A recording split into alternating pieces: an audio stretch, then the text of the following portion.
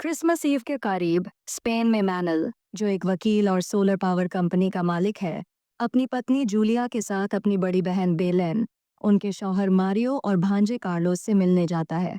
उस रात जब वे घर लौट रहे होते हैं तो मैनल के बच्चों के लिए न मानने को लेकर बहस छिड़ जाती है।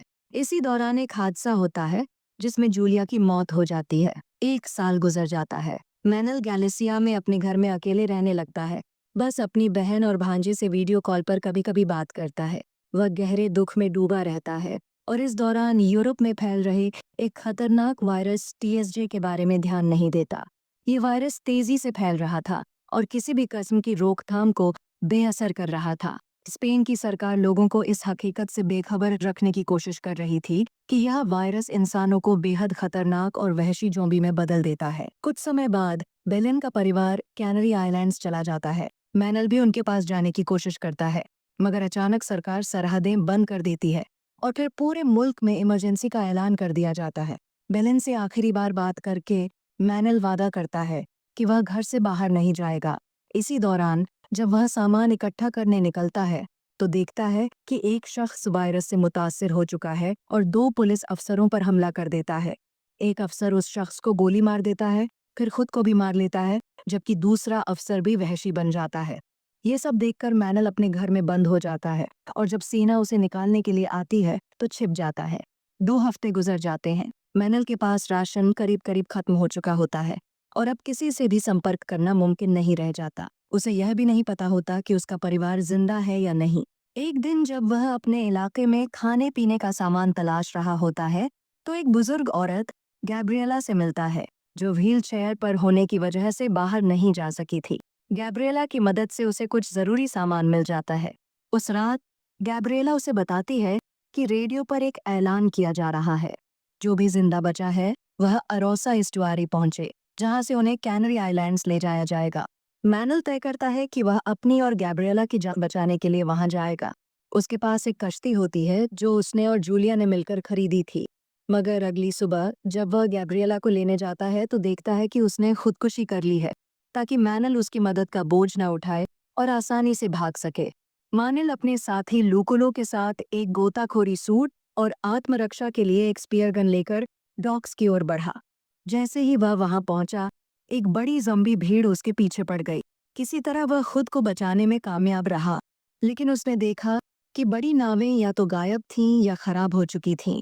आखिरकार उसके पास एक फुलाने वाली छोटी नाव का ही सहारा बचा। उसी से वह पोंतेवेंद्रा के लिए रवाना हुआ, लेकिन रास्ते में एक रूसी नाविकों के समूह ने उसे घेर लिया। इन नाविकों की अगुवाई कप्तान उशाकोव कर रहा था। उनके साथ एक यूक्रेनी फायर फाइटर पायलट विक्टर प्रिचेंको भी था, जिसने मानल को बताया कि कैनरी द्वीप को पूरी तरह क्वारंटीन कर दिया गया है। फिर उसने मानल से मदद मांगी कि वे आसपास के इलाकों में जरूरी सामान खोजें। उस रात जब मानल सोने जा रहा था उसने देखा कि कुछ शरणार्थी मदद मांगने आए, लेकिन अगले ही दिन प्रिचेंको ने इस बात से इनकार कर दिया कि कोई आया था। जब मानल ने ध्यान दिया तो उसने देखा कि रूसी नाविक उन शरणार्थियों के सामान को खंगाल रहे थे। अब मानल को जहाज पर अपनी सुरक्षा को लेकर शक होने लगा। उसने प्रिचेंको को बताया कि पोंतेवेंद्रा के एक अस्पताल में एक हेलीकॉप्टर खड़ा है, जहां उसकी पत्नी की मौत हुई थी, लेकिन प्रिचेंको उसे जाने की इजाजत देने को तैयार नहीं हुआ। मानल ने अकेले भागने की कोशिश की, लेकिन उसे जहाज के अंधेरे गलियारों से होकर गुजरना पड़ा। वहीं उसने 2 कैद किए गए शरणार्थियों को देखा। जब वह उन्हें आजाद करने की कोशिश कर रहा था, तभी एक गार्ड ने उसे पकड़ लिया और एक कैदी को गोली मार दी। उसी वक्त प्रिचेंको आ गया और उसने गार्ड को मार डाला। फिर तीनों ने मिलकर एक मोटरबोट चुराई और भाग निकले। जैसे ही वे निकले, गार्डों ने आखिरी शरणार्थी को भी मार डाला, जबकि प्रिचेंको खुद गंभीर रूप से घायल हो गया। जब वे अस्पताल पहुंचे तो वहां हेलीकॉप्टर पहले से ही गायब था। मानेल प्रिचेंको को अंदर ले गया ताकि उसकी चोटों का इलाज हो सके। वहीं उसे लूसिया नाम की एक नर्स, सेसिलिया नाम की एक नन और 3 छोटे बच्चे मिले जो अस्पताल में छिपे हुए थे। लूसिया ने मानेल को बताया कि एक और हेलीकॉप्टर अस्पताल के प्रांगण में खड़ा है, लेकिन वह इलाका ज़ॉम्बियों से भरा हुआ था। इसी बीच उशाकोव के आदमी भी अस्पताल में घुस आए और लूटपाट करने लगे। अब उनके पास भागने के अलावा कोई रास्ता नहीं था। वे एक जमीन के नीचे बने बॉयलर रूम से बाहर निकलने की कोशिश करने लगे, लेकिन तभी एक ज़ॉम्बी ने उन पर हमला कर दिया। लड़ाई के दौरान सेसिलिया संक्रमित हो गई और वहीं रह गई, जबकि बाकी सभी किसी तरह भागने में सफल रहे। जब वे हेलीकॉप्टर के पास पहुंचे तो उन्होंने तुरंत हेलीपैड को सील कर दिया, लेकिन तभी उशाकोव और उसके आदमी वहां पहुंच गए और उन्होंने सभी को रोक लिया।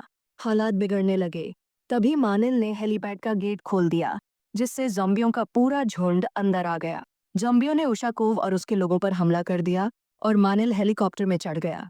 हेलीकॉप्टर उड़ा और सभी सुरक्षित निकल गए। जब वे कैनरी द्वीप के पास पहुंचे तो मानिल को बेलिन से संपर्क मिला, लेकिन उसकी आवाज घबराई हुई थी। वह चिल्ला रही थी, मत आओ, यहाँ मत आओ। इससे पहले कि वे कुछ समझ पाते, 2 फाइटर जेट्स उनके ऊपर से निकल गए।